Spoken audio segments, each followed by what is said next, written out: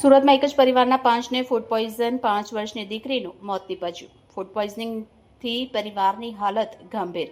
શીતલ રેસ્ટોરન્ટમાંથી જમવાનું મંગાવ્યા બાદ ખાતા પરિવારની તબિયત લથડી। માતા પિતા સહિત 2 બાળકીઓ હોસ્પિટલમાં સારવાર હેઠળ છે। 5 વર્ષની આર્યાનું સારવાર દરમિયાન મોત નીપજ્યું। શનિવારે રાત્રે જમવાનું મંગાવ્યા બાદ પરિવારને ફૂડ પોઈઝનિંગની અસર થઈ હતી। પરિવારના તમામ સભ્યોને તાત્કાલિક ખાનગી હોસ્પિટલમાં ખસેડાયા। 2 બાળકીઓ તેમજ માતા પિતાની હાલત ગંભીર હોવાનું સામે આવ્યું છે। ફૂડ પોઈઝનિંગની ઘટના અંગે તંત્ર દ્વારા તપાસની માંગ કરવામાં આવી। મારું નામ ભાવેશભાઈ બાલાભાઈ કલસરિયા, ગામ બાબરિયાધાર। હું રહું છું કામરેજ, સુરતની અંદર।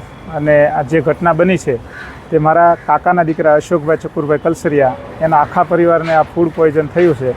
શીતલ રેસ્ટોરન્ટની અંદર જે ઈસરકુપામાં આવેલું છે ત્યાંથી 15 તારીખે સાંજે 2 શાક લઈ આવેલા અને ઘરે જમ્યા। પછી એ જ રાત્રિએ એટલે વહેલી સવારે 16 તારીખે વહેલી સવારે એ અશોકભાઈને અને એની સૌથી નાની 5 વર્ષની દીકરી એને પેટમાં દુખાવો થયો અને ત્યાર પછી સવારે 9 વાગે એને નજીકના ક્લિનિક ઉપર સારવાર લેવા માટે ગયા તો ત્યાં એણે બોટલો ચડાવ્યા અને દવા આપી। સાંજ સુધી રાહ જોઈ, કોઈ રાહત થઈ નહીં।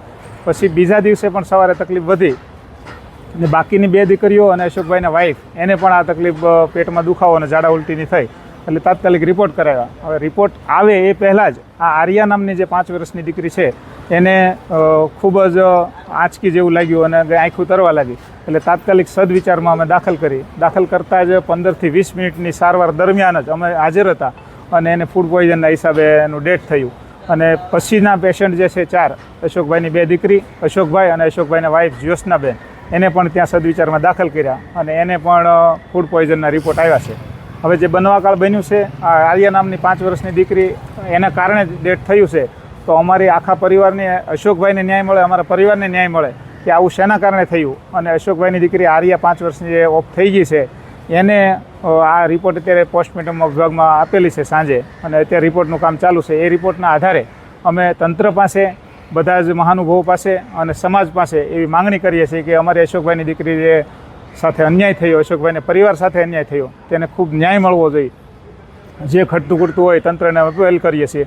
અને અશોકભાઈના વાઈફ ગણીએ તો ગઈકાલે સિરિયસ હતા, જ્યારે એને આ ખબર પડી કે આવું થયું છે તો એ પણ અત્યારે હાલ સિરિયસ છે અને 4 પેશન્ટ સદવિચાર મુક્તિધામના ઢાળ પાસે હોસ્પિટલ છે તેમાં એડમિટ છે। હવે અમે અહીંથી ડેડ બોડી લઈ જઈએ પછી પણ એ જ્યોત્સનાબેનની શું હાલત થાય એ અમે કહી શકતા નથી। આવી ગંભીર પરિસ્થિતિની અંદર એ અત્યારે 4 પેશન્ટ ત્યાં દાખલ છે અને ફૂડ પોઈઝનના હિસાબે પ્રાથમિકતાના આધારે અમે કહીએ છીએ કે આવું થયું છે તો આને યોગ્ય ન્યાય મળવો જોઈએ। જે કાંઈ કાર્યવાહી કરતી ખોટતી કરવાની થાય તે તંત્રને અમે અપીલ કરીએ છીએ અને મીડિયાને પણ અપીલ કરીએ છીએ કે આમાં અમને ન્યાય અપાવો।